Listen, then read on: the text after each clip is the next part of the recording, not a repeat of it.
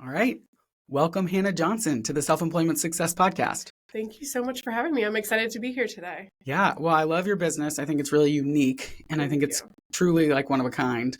And so I'm excited for listeners to learn about it and to kind of hear your story. So get started by just telling us who is Hannah Johnson and what does she do? All right. So I'm Hannah Johnson. I own a company called Delightful Deliveries. I'm a Virginia Beach native, born and raised here. I have a husband, 3 kids, 2 dogs, 2 horses, a cat, and a lizard. And 5 businesses. Yeah, and 5 businesses. So my company is Delightful Deliveries. So essentially what we do is we create and deliver gifts and send them to all of your past clients, potential clients, anybody you want to stay top of mind with. They're just small little tokens of appreciation you send throughout the year.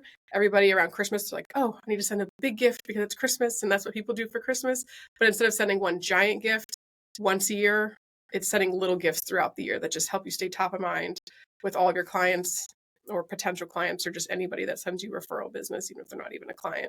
But they will still refer you to clients. So just helping you stay top of mind is our whole goal. Which is so unique because, I mean, as a business owner and a lot of small business owners, self-employed professionals listen to this podcast, that's a challenge where you have, this big list of prospects of, referral partners or centers of influence. I mean, I feel like every, post Thanksgiving, I'm spending like a week sending like handwriting Christmas cards and sending things out. And it becomes so laborious that it's hard to do that throughout the year. Correct. It becomes tedious. And then you think about it and you're like, okay, I should have done that, but then I didn't. And it just keeps going. Like the intention is always there. Anybody in a referral-based business, the intention's always there. It's like, oh, I really need to reach out to so-and-so. I need to send a little gift because they referred me to this person. But it's just, you get so caught up in everything. It's hard to keep track of all of that. And so that's where we come into play, where we just kind of take all of that out for you. So you can just focus on your business and growing your business. And then we focus on the back end of helping you stay in touch with all those people that are helping you grow your business. Which is so valuable. Like, I feel like in today's day and age, there's so many ways to do like marketing or keeping top of mind. And there's so many voices out there of like, create a blog, create a podcast, like content. Yeah. And sometimes like just having something show up at someone's door that's tactile, just like sits in their memory so much more cemented than it would like, oh, I saw this really relatable TikTok, but like you said, it's the intention's there. It feels like when I work with people in their finances, we tell people like, everyone would say finance is important. Like you have to do it. It's just not urgent. Like you go to work, you come home, you've got kids, you're doing bedtime and homework and, finally get them down. And then you're, want to spend time with your spouse or friends. It's like your finances always get pushed because it's important, but it's not the number one priority. Correct. And I feel like oftentimes, especially as businesses are growing, that's kind of where some of those better marketing strategies fall off too, because, Absolutely. It's just one of those, like, it can slip through the cracks. And before you know it, you're like, oh my gosh, it's next Christmas. And I still haven't sent what I was intending to send out the following Christmas. Like, I'm using Christmas as an example because that's just the time of year that everybody remembers that they're like, oh yeah, I'm supposed to gift. Yeah. So it's just those little tokens of appreciation throughout the year that just sets you apart from everybody else. Because let's be honest, the majority of people are not doing that. You're not going to randomly get an Easter gift from your real estate agent, from your CPA, from anybody, just because it's just not really the normal thing, but it really sets you apart. And they're not giant gifts. These aren't like huge gift baskets. It's just like a $15 small token of appreciation hand delivered to their front door that just, it's like, wow, they were thinking about me. Like, and it kind of makes you kind of get into this whole thing where you're like, I wasn't just a transaction to them. Yeah. Like I'm more than just a transaction. Like they actually appreciated my business. They will appreciate my referrals. And they actually take care of people beyond the transaction. Totally. They really value it. Correct. I'm curious though, like, because I know you from being local and I'm seeing Delightful Deliveries everywhere, but I'm like, this is laborious for anybody. Like, how are you getting these things delivered to hundreds and thousands of doors? Like, what has that been like for you as far as, actually implementing this? Yeah. So fortunately for me that I was able to I had started this whole business essentially, I guess I should rewind a little bit because my husband's a real estate agent and I was doing all of his gifting for him. And then it's trickled around his office and then slowly became a full-blown business. I had one of the brokers from his real estate office sit me down and was just like, this is the business. We need this. Like, nobody's doing this. Like, we all need your help. And so that's kind of how it started. So I was able to kind of like, work the kinks out when I was doing it just for him, like on a very small scale. I was able to figure out like, okay, well, how am I going to put all these addresses in and efficiently get around town? Like, what do I do? And then so I took on 2 clients and then on top of him. So it was 3 of them. And I was just kind of like figuring things out before it became like a full-blown company. So I was able to find all the routing softwares that I needed, the easiest ways to utilize it. So if I have a driver, my routing app, it's 3 buttons: delivered, not delivered, next. So if they can't deliver it, it says why you can't deliver it. And if they say delivered, then you take a picture, and then you just go to the next address, and it hooks up with Google Maps. But it was more just finding the right people that I could trust that were, because you're working with 50, 60 different clients on my end. So I have to keep track of all of their cards and make sure the right gift is getting delivered to the right person.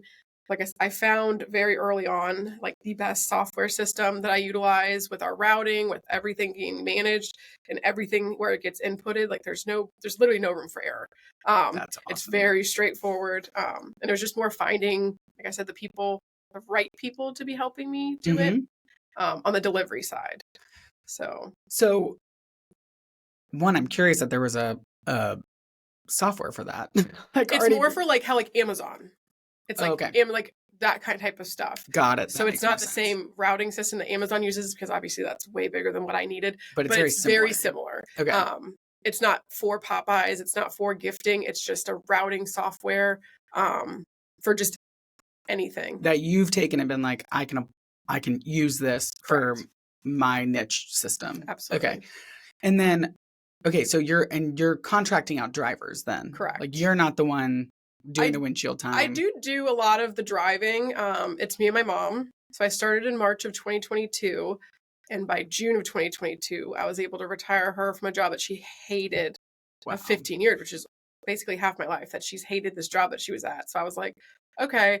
Like, I was like, Mom, this is a real thing. Like, it kind of like started as just me doing it. And then it became like a business. And I was like, okay, like, what's it really going to do? Like, I was like, I had no idea. And then that second month, I was like, quit your job. I was like, come work for me full time. And so she does about 90% of the driving. Wow. So she delivers 1 full week a month, and she's just delivering from 7 a.m. to 6 p.m. But she delivers that full week and then has like the rest of the month to kind of get grandkid time. Yeah, be grandma. And do the things that she's always wanted to do that she couldn't do because of the job that she had, that she wasn't happy at. So that's probably the coolest thing that's come out of this, is that, you know, like I said, I'm 32. So 15 years of her working there was half my life, that I just like saw her going somewhere that she hated. That is so powerful. Yeah. To be able to retire your mom, or just like retire a loved one and say like, you hate this job. Yeah. But I've built this thing that you can come be a part of. Yeah. It's definitely the coolest thing that I'm like, oh yeah, like it's awesome. Like I love what I do. I was like, on the back end, I was able to like completely change like the rest of my mom's life, essentially. Yeah. And that's also what keeps me going. Cause I'm like, well, some days I'm like, oh man, I'm like, what am I doing? And then I'm just like, oh, well, you know, so it is good to have that little incentive behind it. Yeah. That is so real. I feel like every person who owns their own business goes through the, like, you know, once a week, like, why am I doing this? Yeah. Like, what am I doing? Let me reevaluate what I signed up for. Like, I got into this to have more freedom, and somehow I'm just working harder all the time. Yeah, but it's great. I'm like, so, okay, because one of the questions I was going to ask is like, you didn't, you know, step out into the world and be like Delightful Deliveries. Yeah. So your husband was a real estate agent, and that's kind of how you flowed into that. What were you doing prior? So I did do some marketing for a CPA probably about 6 or 7 years ago, and I was event planning and doing that kind of stuff. And then prior to that, when I was 18, I was doing a lot of marketing for a legal marketing company. And then I kind of got out of that when I had kids. So I have my 3 kids. And then right around about 5 years, my son's about to turn 6 tomorrow. So 6 years ago, I just kind of stopped working for quite some time. And then I was like, okay, like, but what do I want to do? Like, I was like, I was like, always like, I was like, okay, like I'm not opposed to like, obviously like I want to work, I want to do something. And then once my kids got a little bit older, that's why I was like, okay, well, I'll just do like here and there, a little bit of gifting for him. And then the timing just worked out perfectly because my youngest was starting daycare. She was 3. So it was like, okay, like she was going to go into like a whole pre-K program. So I had a little bit of extra time. So it kind of, everything just kind of fell into place, like exactly when it was supposed to. Amazing. Yeah. Don't you love how that happens? Yeah. And I was doing a lot of marketing stuff, but I felt like I wasn't getting anywhere. I felt like I was doing these event planning things and the person I was working for wasn't doing like their end of the things. Like I was setting up these events and then they weren't even like showing up to some of them. Oh my gosh. So I was putting so much time and effort and energy, like making sure things were so perfect. And then it wasn't like, there was no follow through. And so I was just like super frustrated with it. And I was like, okay, well, I definitely can't do something like that again. Yeah. And then with my husband being like an entrepreneur and like his schedule being so flexible, I was like, well, if I got a regular job, like I'm like, how would that flow into our lifestyle and our life and our kids? And like I said, all of this kind of, it all just right place, right time. It just kind of happened. It was very accidental, but it kind of gave that creative outlet, that marketing outlet. I was able to kind of fit everything into one little bubble and just make it work. Into this like really niche service that Correct. no one else is doing too, which is awesome. Yeah. That's so cool. And I do feel like something you said of, you know, my husband's an entrepreneur, we have kids, like you get into this phase of life where you're like, time is of the essence. Yeah. Like where saying yes to anything is saying no to something else. Correct. As opposed to, you know, years ago, it was like, if I say yes to this, I'm saying no to like hanging out on the couch, you know, like, now it's like, all right, well, if I go do that, then that's time away from my family. Or if I'm spending time with my family, that's time away from my business or my commute, like whatever it is. Ending. And it's always this like puzzle piece. And so that's one of the beautiful things about self-employment is like, you do have that ability to kind of craft your life a little bit more detailed to what you want. But it's hard. It's hard to find a way of like, how do these things fit into controlled chaos? It's just all the time. Yeah. It's like, all right. Because then businesses are kind of like babies. You're like, I got to take care of you. And you're always on fire somehow. Well, working for yourself, it's whatever you put into it is what you're getting out of it.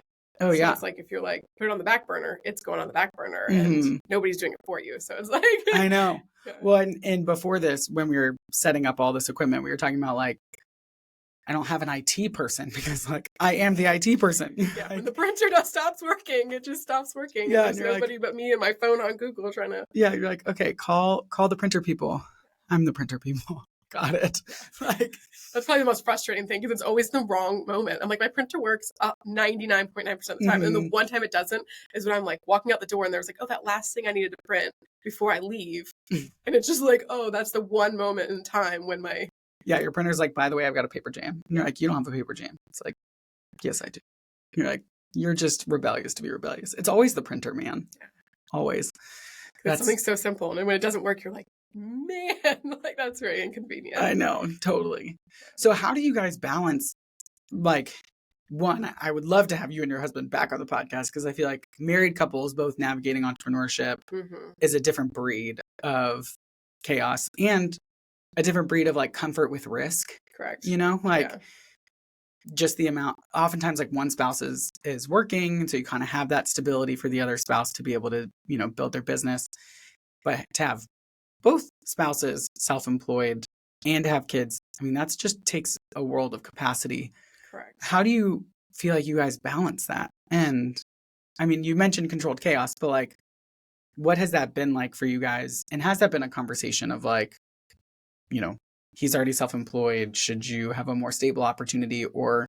Obviously that's something that we think about. Like in the beginning, it was like, okay, like, should we both be like self-employed and doing all this stuff? It's such a gamble because there's no for sure, like tomorrow, like, you know, and so how we balance everything is just, we live, breathe, die off of our calendar with all 3 kids, 3 different activities.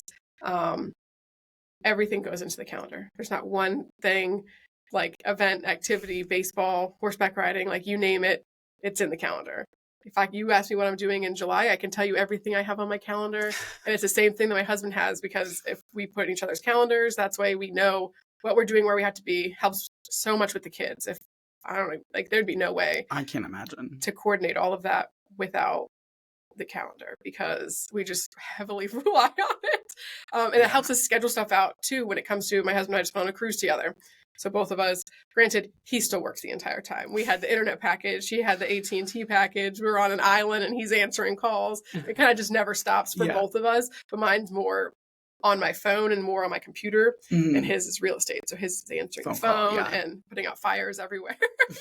So, and we both understand that we're still working. Like, yes, we're on our cruise. Yes, we're still spending time together, but we're still working. It just never is off. If it's 10:30 at night and our phone rings, like, unfortunately, we're probably going to have to answer it. And in the beginning, when it was just him doing the entrepreneur, like the real estate and all that stuff, I kind of didn't understand it in the beginning. And I was like, well, this is annoying. Like, we're out to dinner. You're on your phone. We're missing this because you're standing out here on your phone. So there was definitely like a learning curve when it came to figuring out. And I'm like, okay. I'm like, well, it's very busy. Like, we have a whole bunch of stuff going on. So there's definitely a learning curve when it comes to that. So I think both of us being in there and me understanding that in the beginning, that now it's kind of funny because he has to get used to me doing that. Yeah. He's like, I need to take a call, so you need to be with the kids. You're like, I'm already on a call. Yeah, or I'll be at an event and he's like, well, I need to show a house. And I was like, well, like, because the showing houses can pop up anytime. People will call and be like, hey, let me see this house right now. And I'm like, well, I'm at this event. And so there's definitely been like learning curves. And that's also where it's nice where my mom can come in, where we could be like, okay, like, Grandma, we need you to come over here because he's got to go show this house. I have to go here. So honestly, and she's also that. We have work off of our calendar, and then having my mom available is like game changer.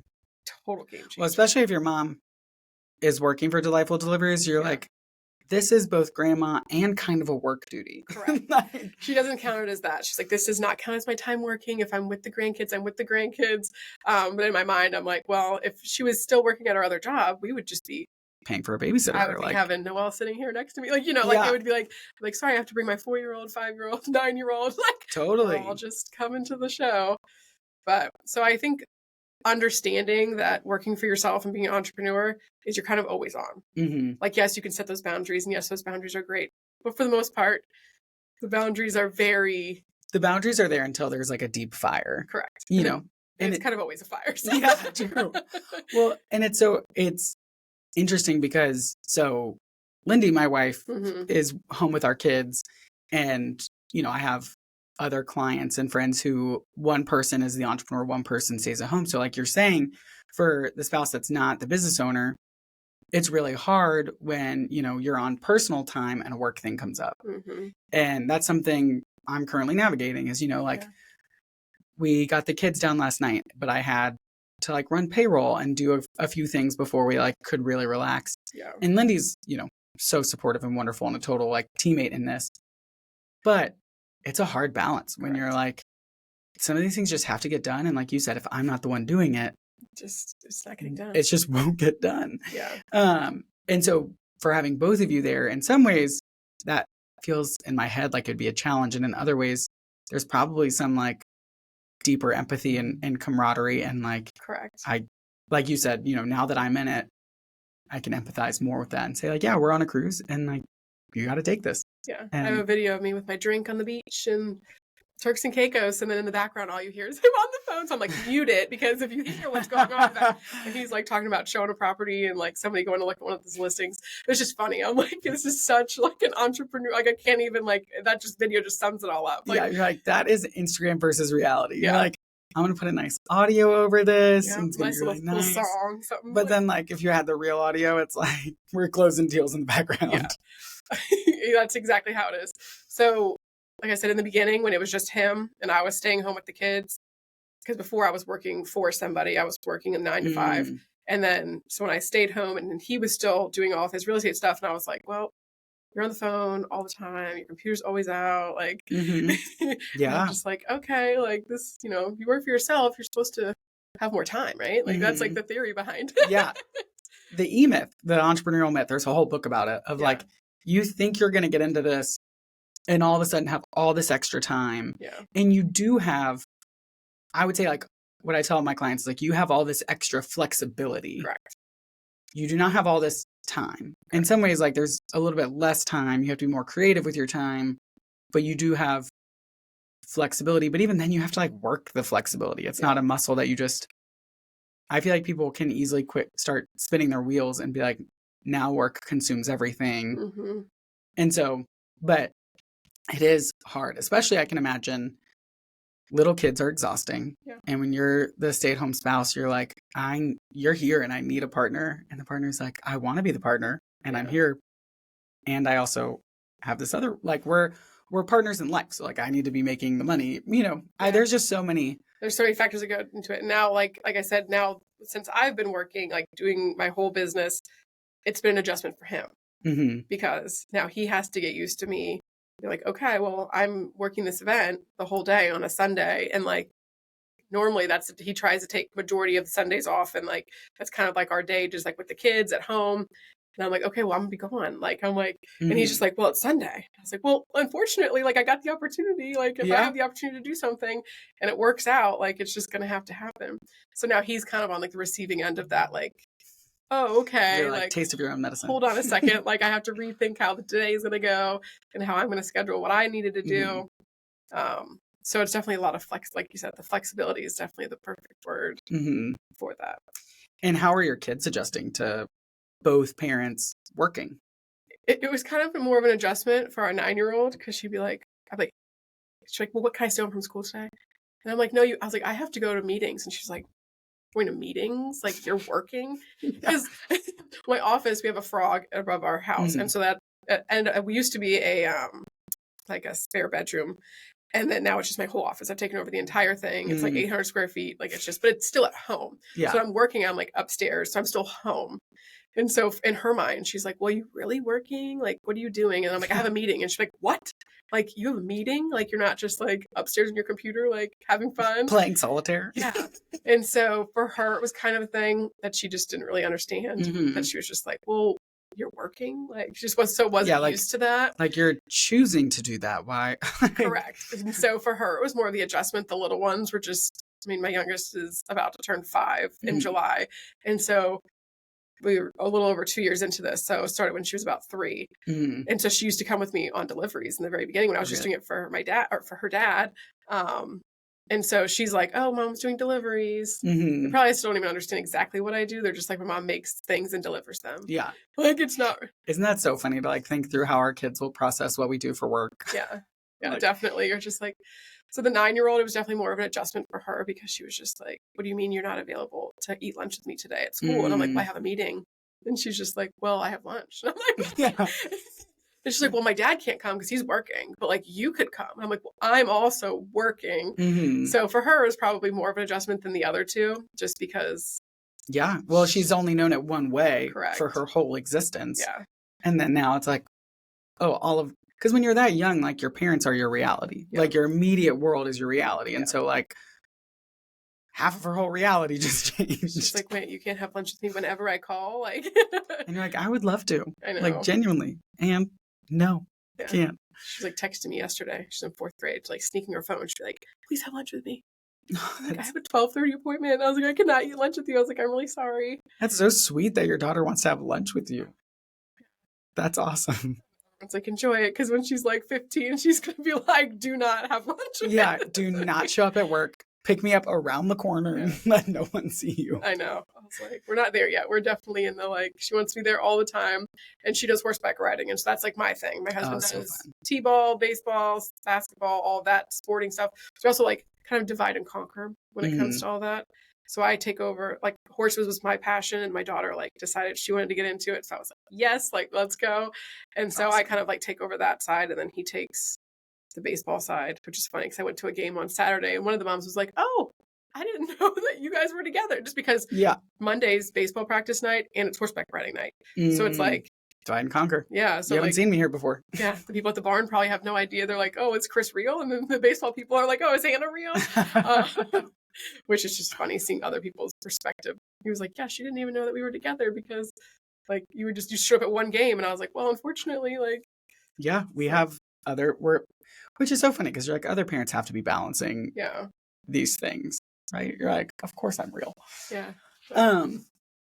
So I'm curious about, because your business is so like, I've seen these deliveries, like, is your frog just like filled with. Imagine a crafting room, just like, but making 700 of a little gift instead of like 1 or 2. You're like, I'm like, that is yeah. So intense. I took over like a little corner of it, put my desk, and I was like, okay, I need a desk, computer, like my own little space. I was like, that's cool. And it was still like the rest of it was still like the spare bedroom, the kids' play stuff.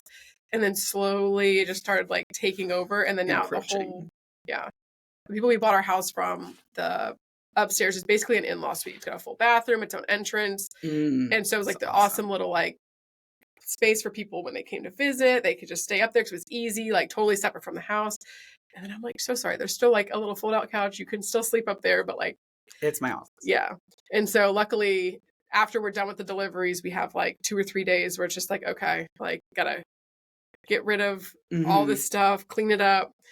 Trash days are hilarious at our house because the recycling, like I'm like, imagine just like a giant craft room is essentially. I got my computer, it's all nice and neat, and then it's just. Which is like, just so, what I love about that is how real it is to like the entrepreneur, especially when you're like, all right, we're still in the like offices at the house phase of the business. You're like, of course we're going to have just boxes of like these supplies. Like I think of realtors, it's like you go into their garage and it's like a staging room. You're like, you just have 1,000 throw pillows and lamps in here. Just like, well, we're just making it work. We got signs everywhere.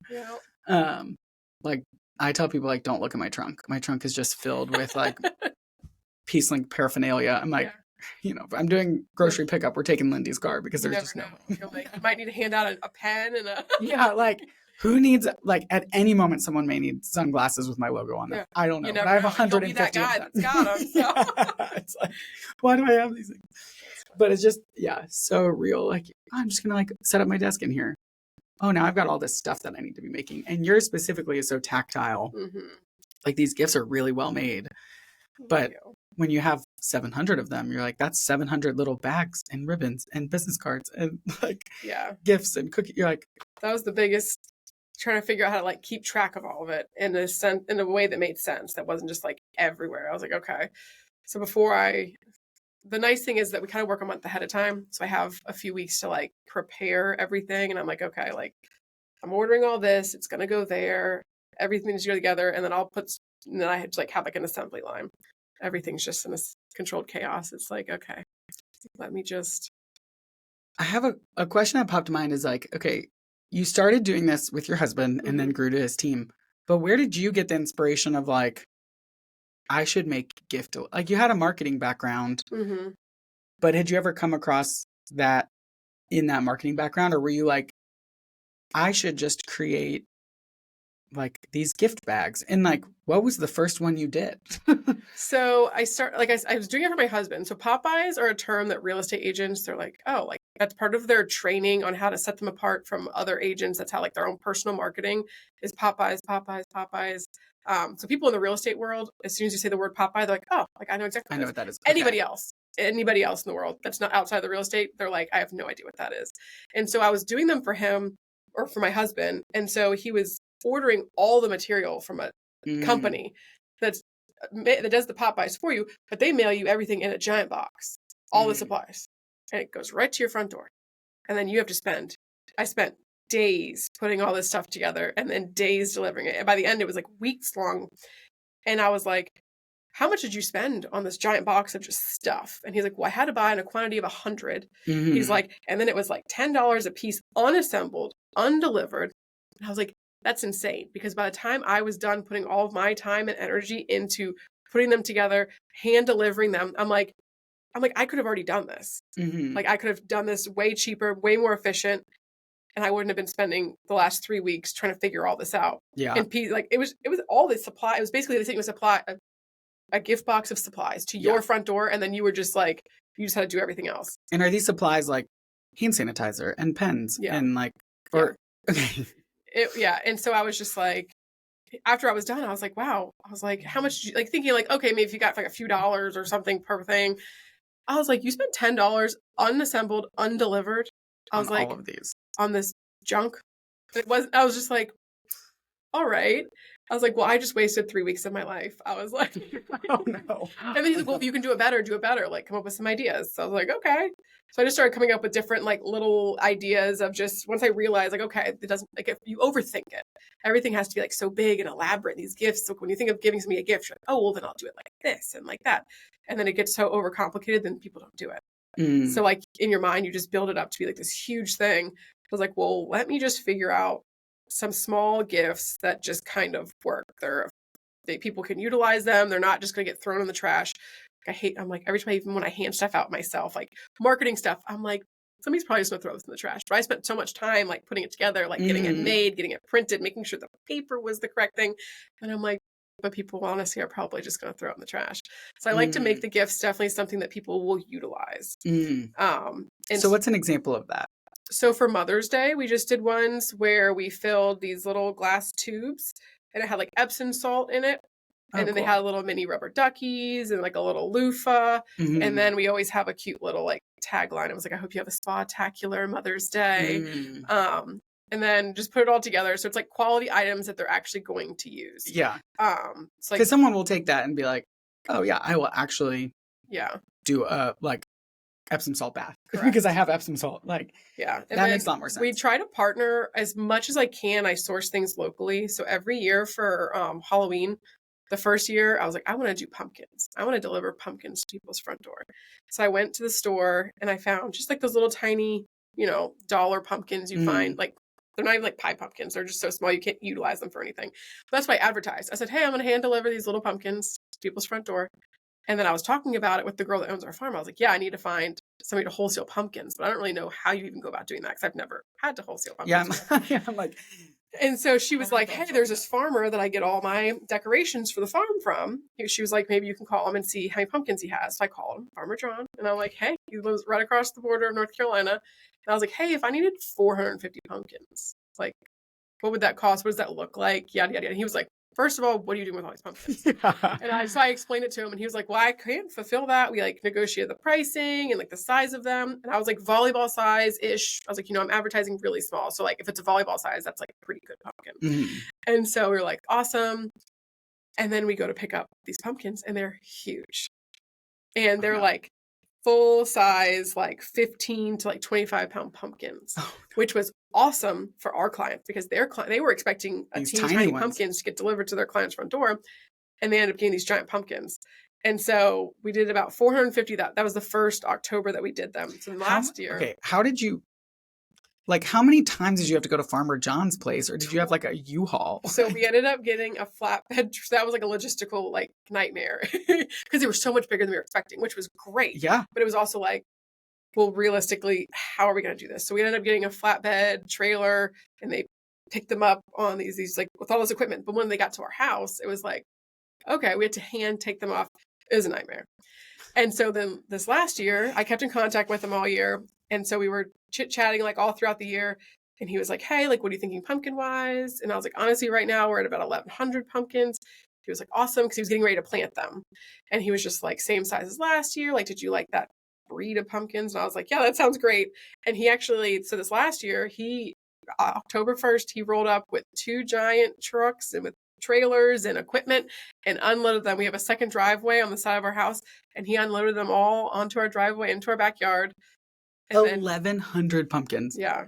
And he delivered Farmer John's like, I love Delightful Deliveries. Correct. My favorite client. And then he was like, so last year he only grew for us. So now we have like this entire farm in North Carolina, literally right across the border, that only grows their pumpkins specifically for us.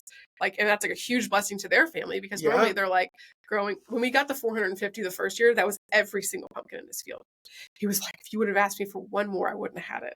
And I was like, well, I'm so happy that you got 450 out because that's exactly what I was like, a little more than I needed. Like, I always give myself a little buffer, but I was like, thank God, because I don't want to have to go and try and find some more pumpkins. So now he literally just specifically grows for us. So every October we hand deliver Farmer John's full-sized pumpkins. And I'm telling you, like, I mean, pumpkins come in all shapes and sizes. So some of them, but they're all huge. Which, like, I mean, that will create a lasting impact for the agent or the business owner who's hiring you. Of like, I could hand deliver like a tiny little gourd with like a cute note, and someone would be like, all right, great. But if I hand deliver a full pumpkin, Yeah. it's like, all right. And so like I've been building these relationships with local people that I'm able to like source out things, which I think is the coolest thing ever, that like I have a whole farm dedicated to my pumpkins now. I'm like, this is pretty cool. And we're also able to help them out in the community. So we try to definitely do things as local as possible when we can. We've done Popeyes where it was like a dog inspired one, and it was like a local company that made dog treats. And so we've teamed up with them, put together these super cute little dog ones, and awesome. Yeah. So we definitely try and also incorporate other businesses when we can. Sometimes it's not really cost effective on either party to do it. But so those are just some examples. A lot of them I am hand putting together. So October, it's a pain because pumpkins are huge. So logistics wise, there's a lot more that goes into it because you can only put so many in a car, which you can only deliver so many in a day. Oh my gosh, yeah. Grandma's like going back and forth. She got 2 weeks of deliveries in October. So on that aspect, it's easier because I'm not hand putting together these tiny little gifts, but it's like more logistical side. But when I am putting them together, I try to source things, one, that I have to be able to source at least 500 easily. So I'm not going to like advertise anything that I can't get minimum 500 of at a drop of a hat. Like it just doesn't make sense. People are like, oh, do you go to like the craft store after a holiday and just buy whatever's left over for next year? I was like, no, because then I'd get 30 of something. I'm like, that doesn't do me, and that doesn't even help one of my clients. Yeah, totally. So I tried, that's kind of like been I don't want to buy too much, don't want to buy not enough. So luckily I've kind of worked it so we work a month ahead of time. So I'm able to like have that whole month to see like, okay, this is my number. This is how many I need to get. This is how I need to get to that number product wise. But it just, everything depends month to month on what it is. But October's our staple pumpkin month. Yeah. Well, watch out for Farmer John's pumpkins coming to a doorstep near you. Yeah, Hampton Roads, you don't know what's about to come. Yeah.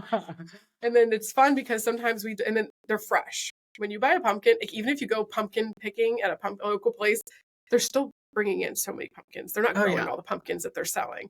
So when you bring home the pumpkin, like 2 or 3 weeks later, like it starts rotting.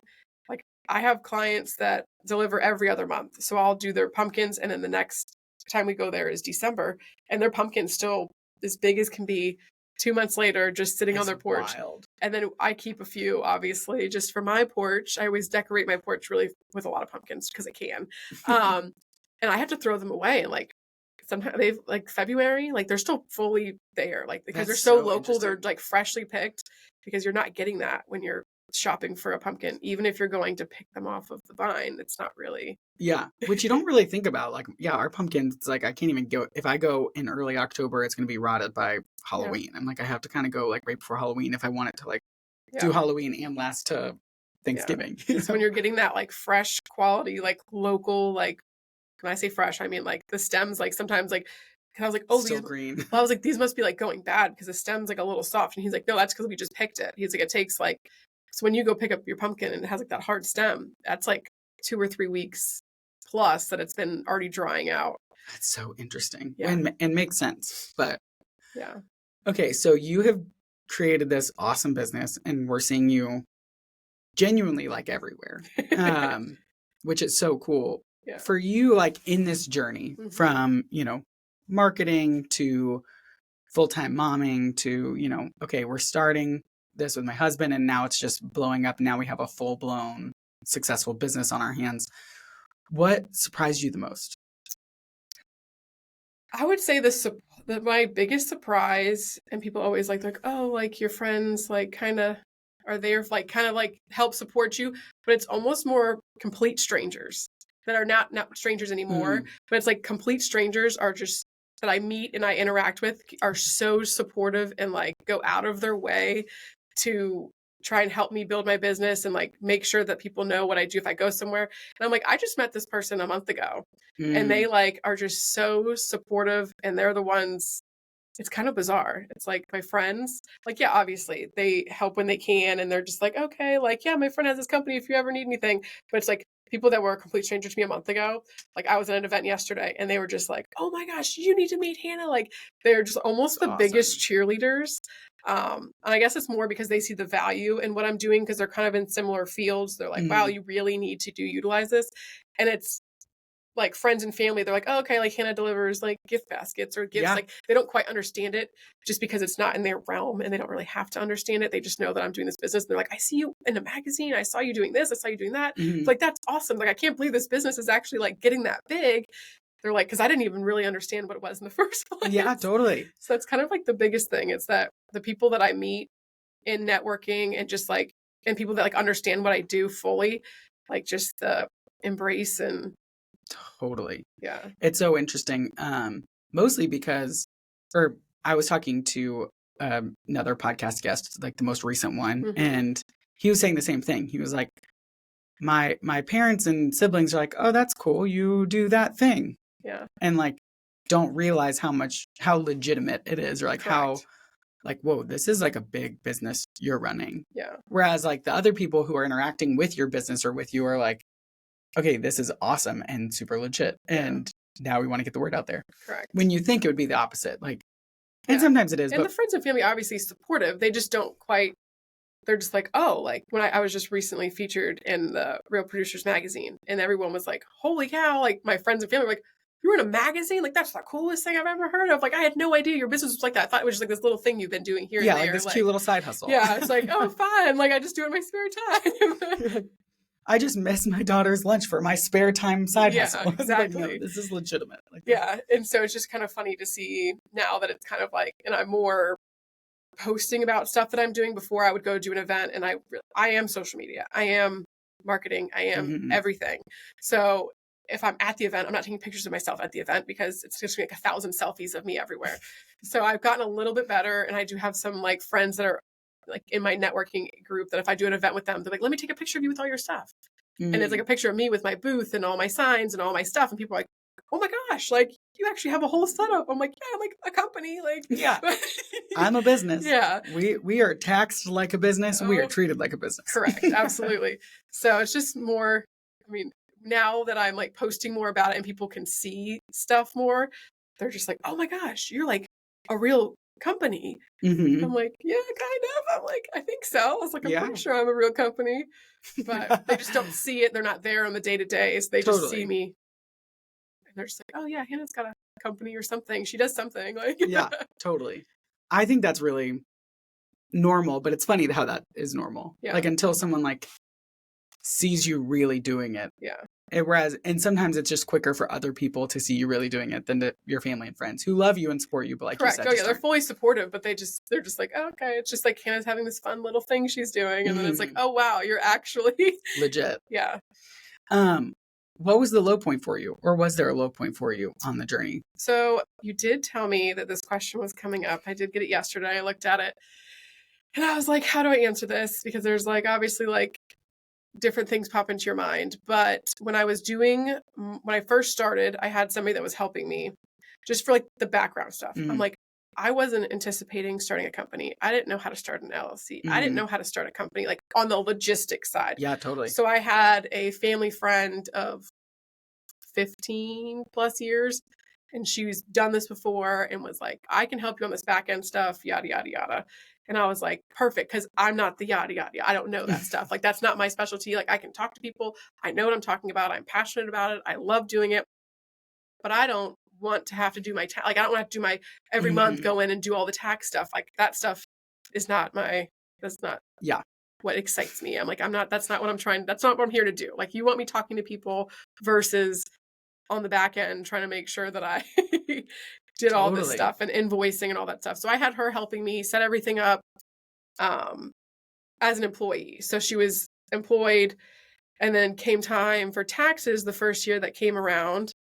And my tax guy was like, going through paperwork, and like she had like forged like all these documents, like saying that she was like 50% owner in my company, did all this stuff. And this was still like very new into the company. So this wasn't like, it's not like we're talking like millions of dollars. Like, it's not like, and I was just like, so like this person that was like supposed to be like one of my like best friends that started all these companies before, I just put blind trust in them, essentially is what happened, and definitely got burned. Luckily, it all got figured out and like ended up separating ways and not having a big recourse from that.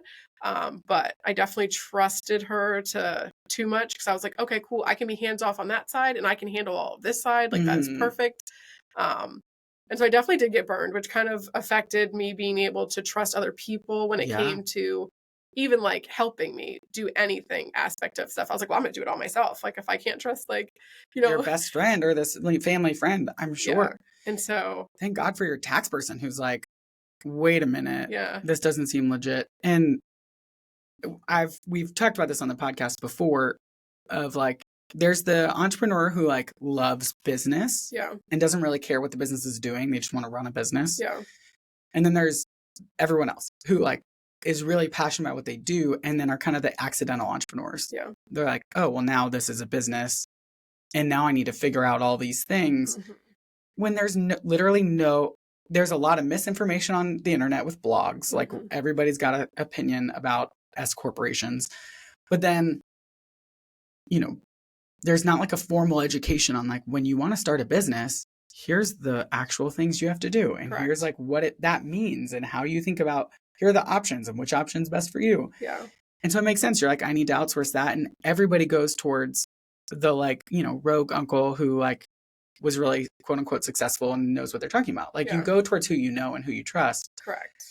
Blindly. And like, sometimes that works and sometimes it doesn't. But then you hear these horror stories. And as a financial planner, I feel like I hear the horror stories all the time. Yeah. I'm like, that makes sense.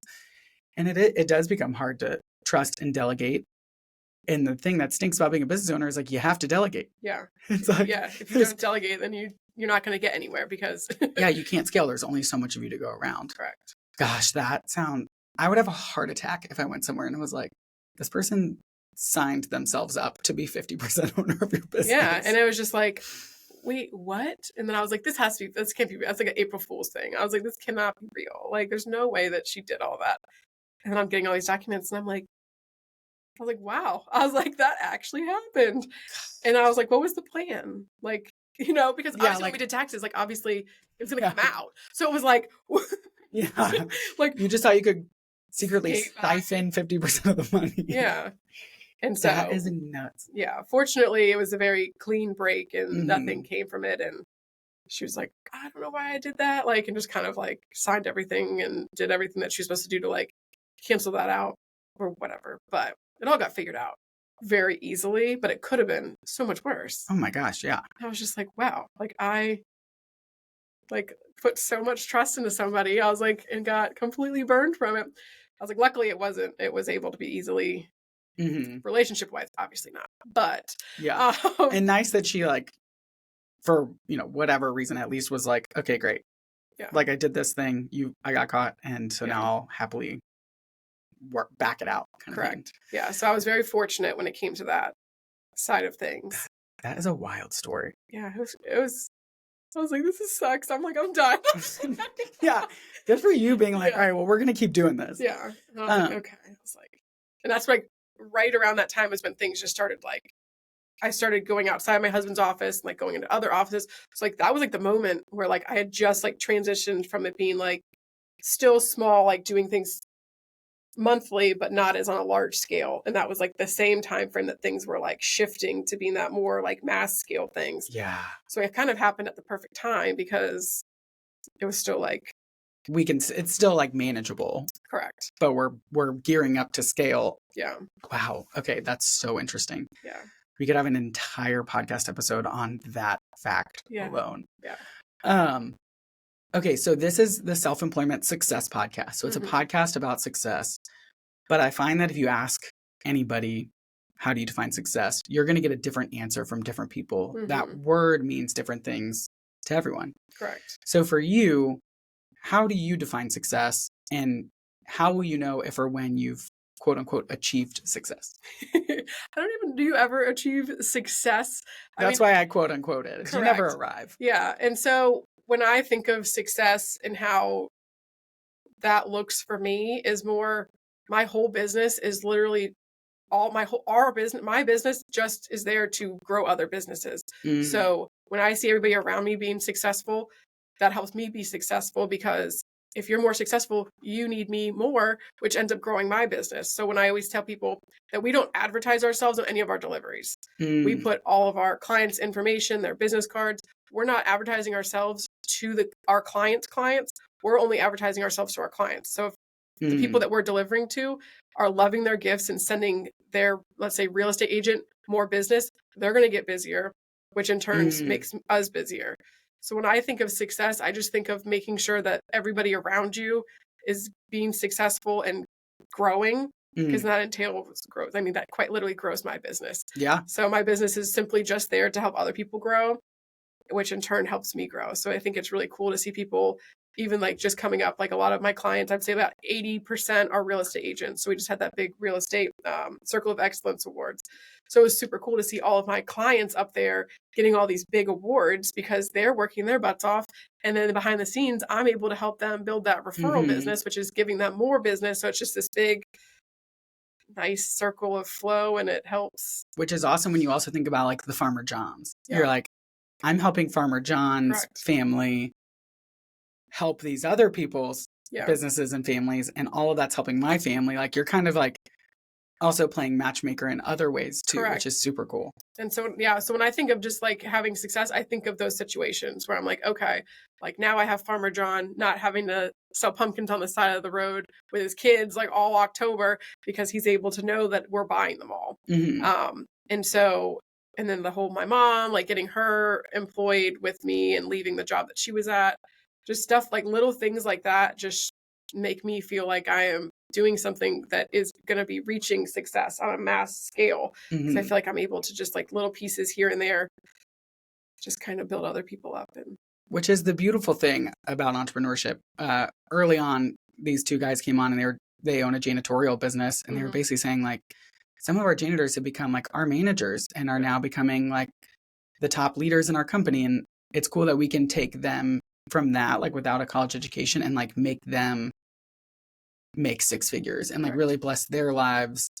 Like not just the company, like these other companies. Like when you own a business, it's like, I can, benefit my family. I can benefit my staff and like help them build their families. And then also our clients, we're like getting to serve them, which will have generational impacts. And it's like, you don't realize how far your branches reach when you're like, my business is helping Farmer John and all these agents and myself and all these other people, like all these other local businesses you're working with. It's like so cool to see lasting impact and how that goes beyond just business, like transactions, but goes into like the value being provided in people's lives through business.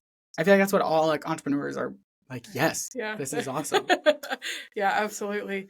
So when that's pretty much when I think of what is success, and that's kind of it. It's just helping everybody else around you, making sure that everybody else is getting lifted up. And that's like the coolest part about this whole company is that all we do is focus on growing other people's companies, and that in turn grows ours. So cool. Yeah.